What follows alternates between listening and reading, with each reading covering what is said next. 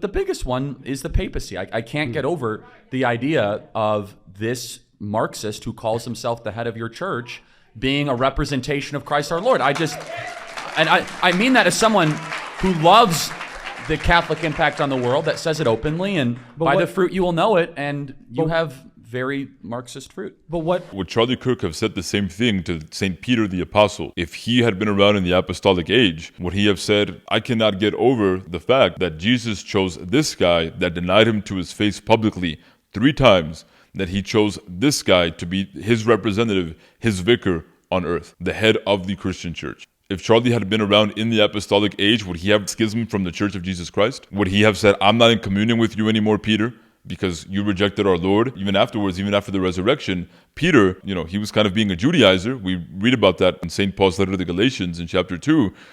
St. Paul mentions that Peter, the first pope, the first head of the Christian church, and Peter was indeed the head of the Christian church, appointed to that position by Jesus himself, that Peter was showing favoritism to the Jewish Christians over the Gentile Christians. So was St. Peter the Apostle, was he showing Judaizing fruit in the early church?